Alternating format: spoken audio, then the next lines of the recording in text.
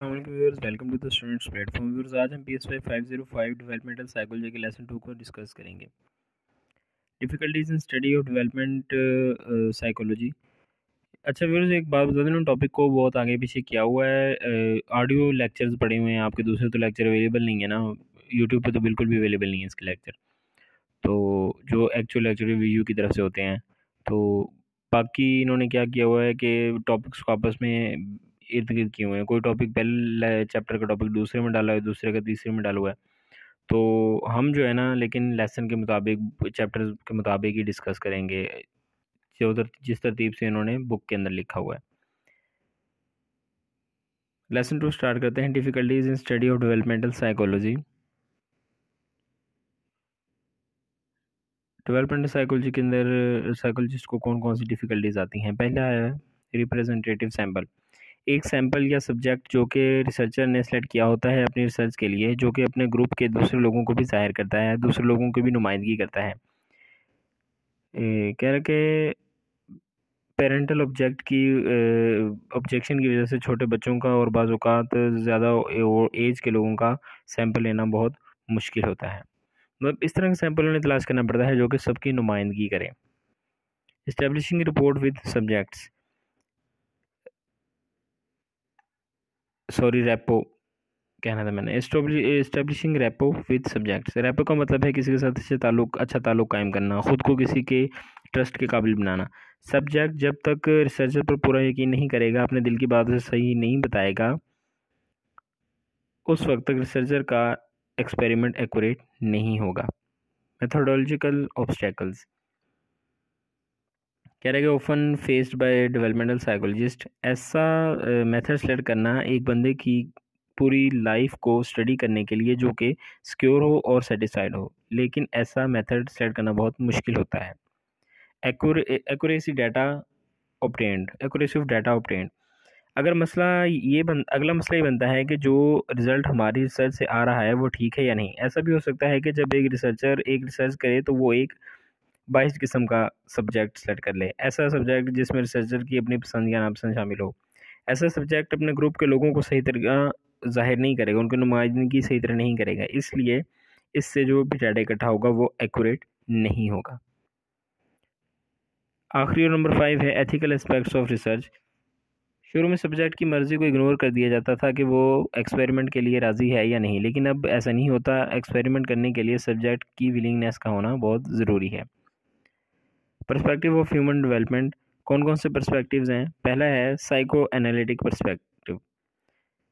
ये Sigmund Freud ने पेश किया था साइको एनालिटिक। उसने कहा था कि ह्यूमन जो है वो कंट्रोल करते होते हैं अनकॉन्शियस फोर्स की वजह से, उनके माइंड के अंदर जो छुपी होती हैं।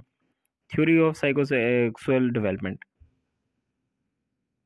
फ्रॉयड के मुताबिक पर्सनैलिटी ज़िंदगी के शुरू में ही बनना शुरू हो जाती है, जब बच्चे अपनी ज़िंदगी के छोटे छोटे मसाइल से डील करना सीख लेते हैं। बॉडी के स्पेसिफिक जोन या एरियाज़ हैं जो कि स्टिमुलेट होने के बाद प्लेयर को डील करते हैं।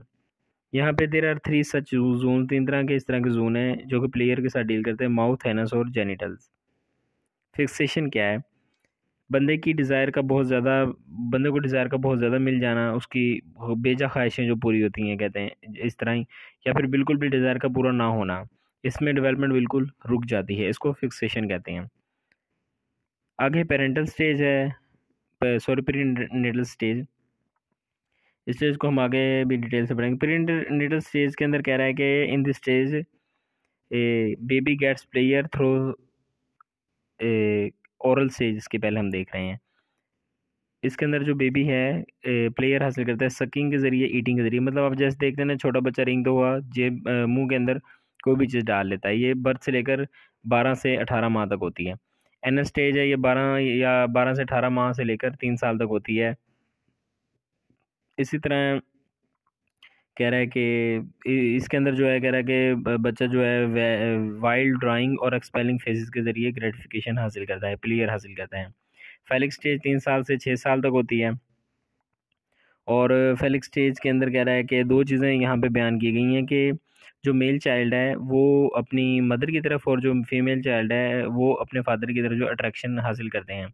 मेल का अपने माँ की तरफ अट्रैक्शन लेके जाना जो है ना, वो कहलाता है ओइडिपस और ओइडिपस कम्प्लेक्स। और जो फीमेल है वो अपने फादर की तरफ अट्रैक्शन रखती है, उसको इलेक्ट्रा कम्प्लेक्स कहते हैं। लेटेंसी स्टेज, ये से साल से लेकर पोवर्टी तक, यानी पोवर्टी ब्लूगत तक होती है। और इसके बाद जेनिटल स्टेज है। जेनिटल स्टेज के अंदर कह रहा है कि पोवर्टी से लेकर लास्ट थ्रू द अडल्टहुड, मतलब अगली ज़िंदगी ये चलती है। आगे कह रहा है कि स्टेज के दौरान डेवलप होता है मिच्योर सेक्सुअलिटी मिच्योर होती है, इसके अंदर डेवलप होती है बच्चे में। और हेट्रोसेक्सुअल एडजस्टमेंट होती है।